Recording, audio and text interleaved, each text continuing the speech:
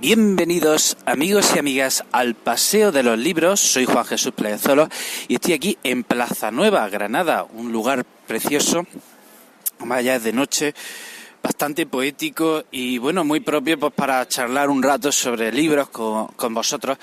Y vamos a hablar de mi última lectura, vamos a hablar de En defensa de la ilustración, de Steven Pinker. Por cierto, hoy me he venido preparado, tengo una botella de agua en la mano para no liarla. Bueno, pues decía que En defensa de la ilustración, bueno, un libro, miren, necesitaba leerlo. O sea, ha sido un antídoto fantástico, ha sido un libro que me ha llegado en el momento adecuado. Yo no sé ustedes qué piensan, pero no sé si les pasa lo que a mí. Con esto de las redes sociales, por desgracia, los grupos de WhatsApp, Facebook, etcétera, Twitter, ¿no? ¿Qué se comparte a menudo en estas redes sociales? Por desgracia, todo lo que se comparte suele ser muy, muy negativo. Se suelen compartir, o sea, solo se comparten noticias negativas, quejas, denuncias, todo lo que ves ahí es malo. Y uno llega a pensar que es que el mundo se va a terminar la semana que viene y piensa, ¿y si el mundo se va a terminar la semana que viene, qué hago trabajando? ¿Qué hago estudiando? O sea, ¿para qué? Porque si total, nos quedan 4 días y uno se vuelve, debido a ese ambiente que se genera en las redes sociales, uno se vuelve muy pesimista. Y bueno, ya no hablas del telediario, madre mía. El telediario son las noticias del mal, ¿verdad? El telediario es, a ver, vamos a ver qué es todo lo malo que ha pasado y lo vamos a contar y si hay algo bueno lo ponemos al final. Y detrás de los deportes, o sea, un desastre, ¿no? La imagen que nos dan los medios de comunicación, ya sumado lo de las redes sociales, por lo menos a mí, me ha hecho cada vez más, ser un pelín, cada vez más pesimista. Y en este momento voy a beber agua, un momento. Bien, pues decía que me ha llegado en el momento adecuado este libro por lo siguiente, ¿no? Miren, este libro son 500 páginas para demostrar que la sociedad va a mejor, que el mundo va a mejor, a pesar de lo que nos dicen los telediarios, a pesar de lo que podamos ver en las redes sociales, las cosas van a mejor, vivimos en el mejor de los mundos posibles, según el autor Steven Pinker. Son 500 páginas demostrando que el mundo está mejor y encima es que el autor lo argumenta todo de una manera y te lo da todo con una serie de datos, de tablas, de gráficos, de referencias, de estadísticas. Te lo plantea todo de una manera que dice, bueno, Ali, llevas razón. O sea, es que si, como te lo dice, es imposible llevarle la contraria. En defensa de la ilustración se llama el libro. Y bueno, pues si no lo saben, la ilustración es un movimiento que nace un movimiento intelectual que nace en la Francia del siglo XVIII y decía lo siguiente: sustituyamos el pensamiento mágico por el pensamiento sustituyamos el pensamiento mágico por el pensamiento racional. La sociedad puede avanzar, puede alcanzar el paraíso a través de ¿qué? De la tecnología, de la ciencia, de la cultura. Una sociedad, si vamos a creer más en la tecnología y a través de la tecnología tener una sociedad mejor. Y eso se consigue a través de la cultura, de la educación. Y claro, el libro, pues según el autor, bueno, pues la sociedad que vivimos es fruto de la ilustración que empezó hace 200 años. Y el libro demuestra que las cosas se están haciendo bien, que las cosas van a mejor. Y decía, si tenemos que analizar qué estamos haciendo bien para repetirlo. Si en un determinado campo algo se ha hecho bien, pues invirtamos más tiempo, reforcemos esas cosas que se están haciendo bien y analicemos qué es lo que se está haciendo mal para mitigarlo o para eliminarlo o para corregirlo, ¿no? Y bueno, durante el libro va área por área analizando el estado del mundo, del planeta y convenciéndote de que las cosas van a mejor. Por ejemplo, hablando de...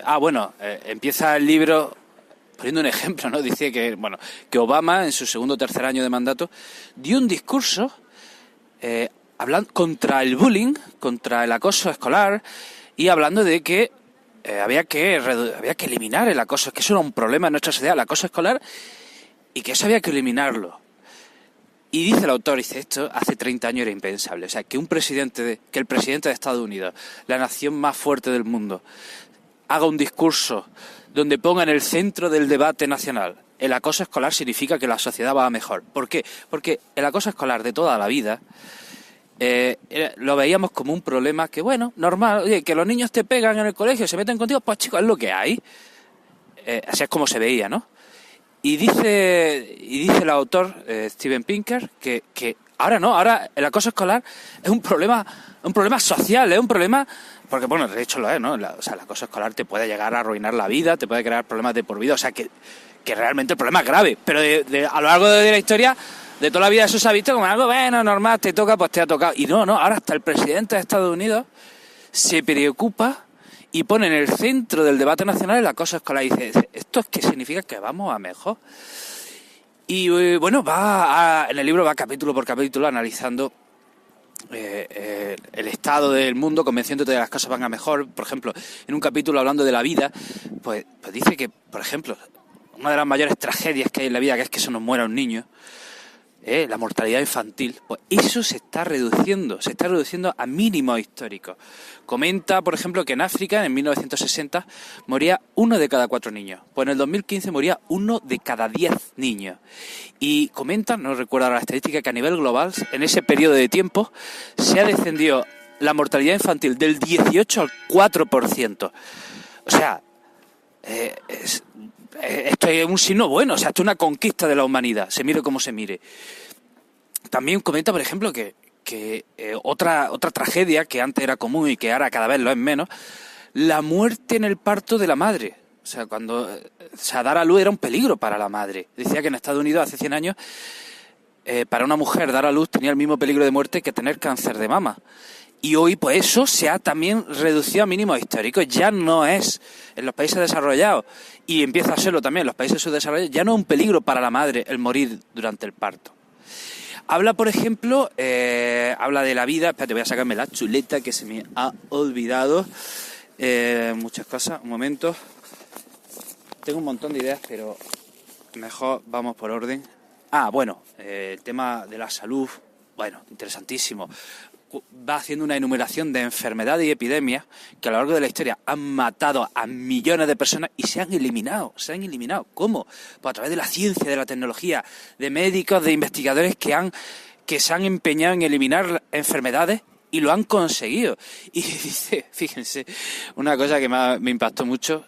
Dice, ¿ustedes conocen a los siguientes nombres? ¿Les suenan los siguientes nombres? Y dice unos nombres muy raros que ahora mismo ni me acuerdo. Y dice, ¿qué me dicen si les digo que estos señores han salvado 5.000 millones de personas?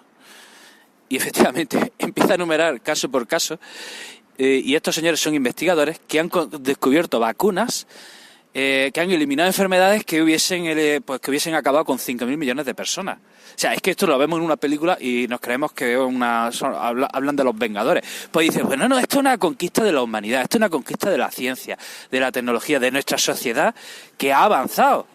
El hambre también comenta cómo el hambre se está reduciendo, cómo ha habido una revolución agrícola en el mundo que ha hecho que el campo sea más productivo, que haya más alimentos, que haya menos hambre, que el hambre, o sea, un milagro, o sea, se pensaba hace 20 o 30 años que eliminar el hambre en el mundo iba a ser nada, eso era imposible, iba a ser una utopía. Bueno, pues vamos camino de eliminar el hambre en el mundo. Si siguen así, da los datos, en el libro da unos datos, pero ahora ya no recuerdo.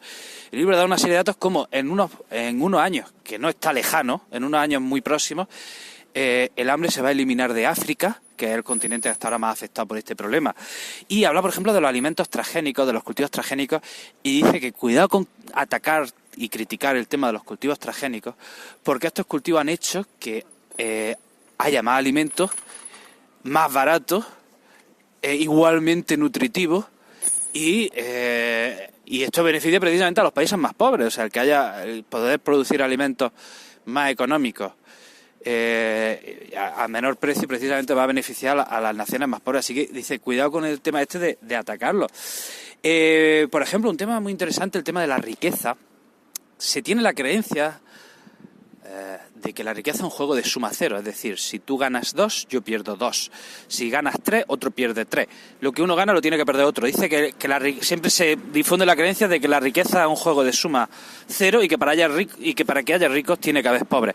Y dice el autor que nada de eso, que la riqueza no es un juego de suma cero, que la riqueza se crea. Y de nuevo, aquí hay páginas y páginas demostrando que el PIB mundial ha aumentado y que la riqueza se está creando. Y además, alguien dirá, ¿pero eso solo los países ricos? No, también en las regiones que hasta hace poco llamados subdesarrolladas, pero que ya casi están dejando de serlo, también están creando riqueza. Y que el mundo está tendiendo a la convergencia. El mundo está tendiendo a la convergencia en términos de calidad de vida. En los países, hasta hace poco más pobres, ya no se vive tan mal y empiezan a adquirir niveles de vida próximos a los que tenía Occidente a lo mejor hace 40 años. ¿Qué más comenta? Miro la chuleta. Bueno, del medio ambiente. Lo del medio ambiente es muy interesante el tema. Hace frío, hace mucho frío ahora mismo. El tema del medio ambiente también me llama mucho la atención porque dice que incluso en el tema, en este campo también se está mejorando. También ha habido avances, no todo es negativo en el tema del medio ambiente. Por ejemplo, empieza a enumerar una serie de casos en Estados Unidos de ríos que hace 30 años estaban súper contaminados, ya no había peces, ya no había animales allí. Esos ríos estaban apestados, estaban fatal, y gracias a la lucha por el medio ambiente, gracias a la preservación de esos espacios naturales, hoy día esos ríos vuelven a tener especies animales, especies que habían desaparecido de esos ríos, han vuelto a repoblar el río y vuelven a ser lugares pues naturales. O sea, son así una conquista. Comento, por ejemplo, también cómo en Estados Unidos se han reducido las emisiones a la atmósfera de no sé qué 5 productos químicos que hasta hace poco eran súper malos, pues se han reducido. También el agujero de la capa de ozono también se ha reducido. O sea, no todo ha sido tan malo. Y habla una cosa que, bueno, yo esto lo he vivido. Dice que, o sea, ahí el ecologismo radical lanza una idea que dice que no es cierto. Eso de que el hombre es una plaga sobre la tierra y que hay que extirpar al hombre, como plaga que hay que extirpar al hombre para que la naturaleza... No, dice, no, vamos a ver. Si hay problemas, esos problemas tienen unas causas. Analicemos las causas y pongamos soluciones. Los problemas tienen soluciones. Así que, eso de que la solución, ¿cuál es? Que el hombre desaparezca. No. O la solución, ¿qué es? Que volvamos a las cavernas. No. Aquí hay una serie de problemas que tenemos que analizar de manera fría para ver qué se está haciendo bien, para reforzarlo, y qué se está haciendo mal para solucionarlo. Y los problemas, insiste, tienen soluciones. Y dice que cuanto más desarrollo hay en una sociedad, esa sociedad es más limpia, protege más el medio ambiente, protege más sus espacios naturales, es más, o sea, en términos, es más verde, digamos, la palabra. Y esto yo lo he vivido, una experiencia, yo esto lo he vivido. Yo recuerdo hace 11, 12 años que estudié en Alemania, y de verdad, o sea, hace ya 11 años, y allí, por ejemplo, las bolsas de plástico no existían. O sea, las bolsas, los comercios, el concepto de bolsa de plástico, nada, no te daban bolsas de plástico en ningún sitio. Lo que ahora se empieza a plantear en España, allí hace 11, 12 años, ya lo tenían, pero súper asumido. El tema también, por ejemplo, de reciclar en contenedores separados, bueno, allí eso lo tenían también muy implantado. O sea, allí nadie mezclaba la basura en el mismo sitio. Y Alemania, un país súper desarrollado, un país también súper verde y muy, muy mentalizado en la protección del medio ambiente. Y he estado en países subdesarrollados con ciudades muy, muy contaminadas, He estado en países subdesarrollados donde he visto ríos que eran vertederos. O sea, en este sentido, además, se rompe con esa idea, ¿no?, de que nuestra sociedad de consumo arrasa al medio ambiente. No. O sea, nuestra sociedad, cuanto más desarrollada sea, más va a proteger el medio ambiente. O sea, que el progreso y ecologismo van de la mano, no son conceptos opuestos. ¿Qué más? Bueno, habla del tema del problema grave realmente, es el del calentamiento global. Que eso sí que es un problema que hay que atajar ya, que dice que está habiendo avances, pero van lentos. y propone soluciones, pues por ejemplo, bueno, él como ilustrado que es, pues él no se queda en palabras y propone soluciones. Por ejemplo, habla de subir los impuestos al carbón, reforestar, usar más la energía renovable, habla de la energía nuclear y dice que incluso que aunque actuásemos hoy, probablemente ya vamos tarde y a lo mejor el calentamiento global pues a corto plazo ya no tiene marcha atrás. Entonces dice que ya hay científicos hablando de la ingeniería climática, o sea, manipular el clima tal cual, que por lo visto se puede hacer. Por lo visto se puede hacer y hay en el libro varias soluciones de cómo se podría lanzar a la atmósfera no sé qué químico tal para que no se calentase tanto. Todo esto, hipótesis, que llegó el caso a que la Tierra se calentase, que incluso podría haber técnicas de ingeniería climática para salvar a la humanidad. Bueno, habla de la paz y la guerra y cómo a lo largo de la historia la paz era rara. O sea, las sociedades vivían continuamente en guerra, los estados vivían en guerra, la guerra era algo normal. Y hoy empieza también de nuevo a dar un montón de estadísticas, un montón de datos, y viene a decir que hoy el concepto de guerra está desapareciendo. La guerra como tal ya empieza a desaparecer de nuestro día a día y no es normal. El tema de la guerra es una cosa que ya ha quedado para los videojuegos. Muchos piensan, bueno, ¿y qué? Sí, pero lo que sale en las noticias de Siria, dice, sí, efectivamente, es una gran tragedia. Pero es que eso hasta hace 20 años era lo normal. Y hoy vivimos en una sociedad, hay regiones del mundo que están ya casi completamente pacificadas, como puede ser el sudeste asiático, América del Sur y África, que hasta hace 10 años también tenía bastantes guerras civiles. Hoy día casi también se están eliminando las guerras en África y está alcanzando un nivel de estabilidad política que, ojo, que claro, si hay algo terrible para la economía y para la calidad de vida de una sociedad es una guerra. Pues la paz y la estabilidad en la mayoría de los países del continente africano va a llevar a un aumento de la calidad de vida, ¿no? ¿Qué más? Decía, estoy mirando en mi chulita.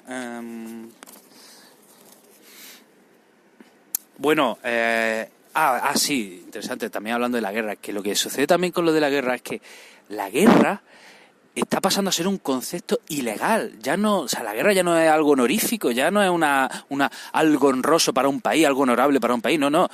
La guerra, que el país que provoca una guerra, o sea, eso está mal visto ya por todos.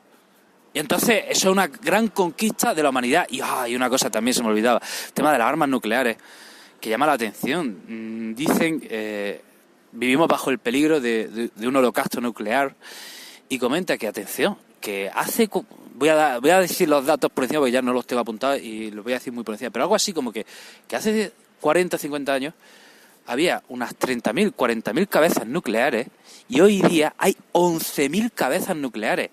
Que hace 30 años había 30 países con armas, o 20 y tantos países con armas nucleares, y hoy día hay 11 países con armas nucleares. Que en Estados Unidos el 10% o un tanto, no recuerdo exactamente, no sé si era un 10% de la energía nuclear, con la que funcionan las casas en Estados Unidos, viene de cabezas nucleares que se están desmontando.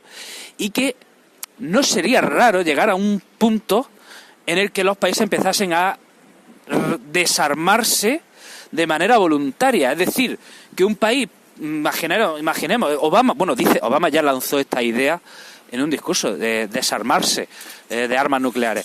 O sea, imaginemos un país que el día de mañana dice, imaginemos que lo hace Estados Unidos, que voy a empezar a desarmar mis armas nucleares por mi cuenta. Rusia dejaría de ver a Estados Unidos como una amenaza y a lo mejor por su cuenta también empieza a desarmarse. Y bueno, eso es lo que plantea. Habla también, ¿qué más? Habla del tema de la seguridad, de cómo los homicidios también están descendiendo en todas las sociedades, de cómo los coches eléctricos, la llegada del coche eléctrico va a salvar millones de vidas, que ahora mismo el coche eléctrico el problema que tiene es que se está enfrentando a problemas de regulación y legislación, pero que el coche eléctrico ya podría estar funcionando. De cómo, el tema del terrorismo, esto es interesante, fíjense el dato, este dato sí lo he apuntado. Dice, en el 2015 en Estados Unidos murieron 44 personas en ataques terroristas. En ese mismo año en Europa murieron 175 personas en ataques terroristas. Bueno, pues atención. Ese mismo año en Estados Unidos murieron en accidentes de coche 35.000 personas. Y en Europa murieron 20.000 personas. Ahí lo lleva. O sea, esa alarma, eso que muchas veces creemos en Europa y en Estados Unidos de que el terrorismo es un peligro que puede poner en jaque nuestra sociedad. No. O sea, insisto, en Europa 175 personas muertas en ataques terroristas, 20.000 personas muertas en accidentes de tráfico. En Estados Unidos 44 personas en ataques terroristas, 35.000 personas en accidentes de tráfico. O sea, la alarma no se corresponde al peligro, a la proporción del peligro. Comenta, por ejemplo, el tema de las democracias que se van expandiendo, que la democracia continúa con todos los defectos que pueda tener, pero continúa su paso, se va expandiendo por el mundo. La igualdad de derechos también también los derechos se van conquistando, empieza a haber cada vez más igualdad de derechos, las sociedades están cada vez más concienciadas, ya lo he dicho, por los derechos de las minorías. Y de nuevo aquí alguien podrá decir, no, pero en los medios de comunicación hay cada vez más ataques a los derechos humanos. El problema, primero el problema es que, de nuevo, los medios de comunicación nos crean alarma, y por otro lado, una cosa buena es que está aumentando la sensibilización por la igualdad de derechos. Entonces, al aumentar la sensibilización, se denuncian más los ataques, lo cual es bueno. O sea, el que haya más denuncias contra los ataques, contra las violaciones de derechos humanos, significa que está aumentando la sensibilización, que a lo mejor hace 30 años pues no lo veíamos y no pasaba nada y no decíamos nada. Entonces, no es el hecho de que lo veamos todos los días en los medios de comunicación, es un signo positivo, no es una cosa negativa. Ya voy terminando. Vaya chapa estoy soltando, 21 minutos, madre de Dios. Habla también de la alfabetización, de cómo también se está expandiendo por todo el mundo, que ya cada vez hay países donde el analfabetismo casi ya no se da. Y ya para terminar, pues comenta cómo fomentar la razón. Y aquí también habla de un tema que me dejó, que también intuía, y cuando lo he leído, se lo he leído he dicho, lo sabía. Comenta, por ejemplo, que el hecho de que una persona sea muy inteligente y muy culta no quiere decir que esa persona no tenga creencias irracionales. Una persona puede ser muy culta, muy inteligente y a la vez tener creencias irracionales. Y habla de que en Estados Unidos, por ejemplo, no recuerdo el año, ¿no?, que hubo un debate entre creacionistas, defensores de la teoría de la creación, y los que defienden por la teoría de la evolución, ¿no? Pues, que es lo que es, ¿no? La teoría que es la real, ¿no? Y dice que los defensores de la teoría de la evolución, que eran biólogos todos, salieron trasquilados porque se encontraron que los defensores de la teoría de la creación eran gente muy culta, muy preparada, que estaba que argumentaba muy bien. O sea, no eran unos paletos, como a priori se podría pensar. Que creen que el hombre lo creó Dios en 7 días, seguro que son unos paletos. Pues no, eran gente muy culta. Y iba hablando de que al final el problema para conseguir y hacer un pensamiento racional es el sesgo ideológico. Todos tenemos un sesgo ideológico, ya sea político, religioso, y ese sesgo nos impide juzgar los hechos con racionalidad y encontrar soluciones y analizar las causas. Y ese es el gran problema, desposeernos de nuestro sesgo ideológico para saber ver las cosas con objetividad. Sí, esto así dicho es muy fácil, pero luego en la práctica es difícil. Comenta en un estudio, por ejemplo, que se hizo en los años 80, se pidió a no sé cuántos expertos que hiciesen profecía. O sea, profecía en distintos campos, ¿no? Ya fuese en su campo, ¿no? Un experto en economía le pedían que hiciese una profecía en economía. En política, pues lo mismo, tal. Y se dieron, al cabo de los años, todas esas profecías pues habían fallado, o la mayoría habían fallado. O sea, los expertos habían fallado. A los años 90 repitieron ese experimento. Y atención, cogen expertos en distintas áreas y les piden que hagan unas profecías de lo que creen que va a pasar en el futuro. Al cabo de un año se dan cuenta de que la mayoría de nuevo han fracasado. Pero, atención, ¿quiénes habían fracasado en sus profecías? Aquellos que demostraban mayor sesgo ideológico. ¿Quiénes habían acertado en sus profecías? Aquellos que más dudaban de sí mismos, aquellos que se lo cuestionaban todo, aquellos que, incluso ponían en cuestión sus propias teorías. Esos eran los que habían acertado en sus predicciones. Y habla de eso, de la gran dificultad que tiene el desposeernos de un sesgo ideológico y para alcanzar un pensamiento racional. Habla, y ya finalmente habla de cómo fomentar la razón, el pensamiento racional en los colegios.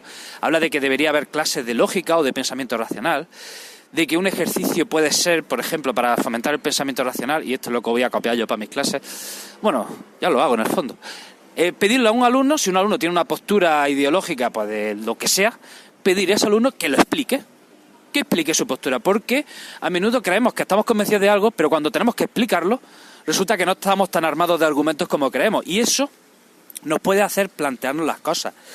Un ejercicio también es siempre defender la teoría contraria de la que tú crees, cooperar entre adversarios, bueno, etcétera, etcétera. Y bueno, en definitiva, es un libro que ha estado bastante bien, pero yo he hecho en falta, madre de Dios, 25 minutos, o sea, si como haya llegado hasta aquí, tío, te quiero, o sea, gracias, espero que no esté siendo una chapa muy densa, me he venido arriba, como ven, este libro me ha emocionado. Decía que bueno, mi opinión personal ya la he dicho, ¿no? Me ha encantado el libro, pero me he quedado con un poco la sensación de que el autor era tan racional, hostia. O sea, vale, o sea, el autor no cree en, bueno, por supuesto, ateo total, ¿no? No cree en nada, no cree en nada, en un más allá. Pero es que tampoco el romanticismo, el instinto, las emociones, el sentimiento, nada. Todo hay que analizarlo desde una perspectiva absolutamente racional. Y en ese sentido, digo, oh, qué frío, ¿no? Pasa como cuando contempla una obra neoclásica. La obra neoclásica es perfecta en su ejecución y en su técnica, pero no tiene emociones, ¿no? Y entonces en ese sentido me queda un poco de decir, vale, sí, mucha estadística, mucho datos, mucho no sé qué, pero en ese sentido me ha abrumado con tanto pensamiento racional y tanto tabla y tanto gráfico. Y luego creo que hay problemas, el autor también se pasa de optimista y hay problemas que no ha abordado el libro. Mira que ha tocado temas. Pues algunos que yo esperaba, yo me iba leyendo, esto no lo va a tocar, esto no lo va a hablar de esto, pues no ha hablado. Por ejemplo, cómo las máquinas están quitando trabajo a las personas. Eso ese tema pues no está en el libro. ¿Qué va a pasar el día de mañana cuando... Bueno, el día de mañana, pero ya, o sea, el día de mañana, que ya soy, cómo las máquinas están quitando trabajo a las personas. O sea, ¿qué va a pasar con eso? O también, por ejemplo, cómo las redes sociales están creando un efecto burbuja. Bueno, las redes sociales, la tecnología en general está creando un efecto burbuja y empieza a haber personas que prefieren vivir en una burbuja digital que vivir en la sociedad real. Nuestros móviles, la tablet, el iPhone, el no sé qué, las gafas 3D. Cada vez más preferimos vivir en un entorno digital a un entorno real. Eso está ahí, eso es un problema. O no ha tratado, por ejemplo, también... yo no sé si es que en el mundo anglosajón esto no pasa, pero en el mundo hispano yo no sé qué piensan ustedes, las redes sociales se está creando y fomentando el pensamiento único, está habiendo una creciente sectarización. O piensas como yo o eres el diablo y te voy a llamar de todo y voy a ir contra ti, y eso en las redes sociales es brutal. Y claro, ¿qué pasa? Que al final hay una minoría más violenta que acaba imponiendo su visión al resto. Y en las redes sociales, vamos, es la anti-ilustración. Eso no se toca en el libro.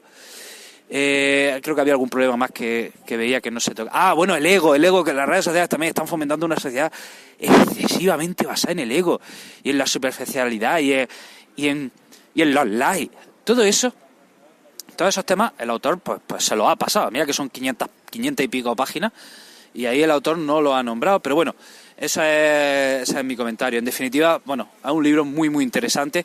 Es muy largo, así que tienes que tener tiempo para leerlo.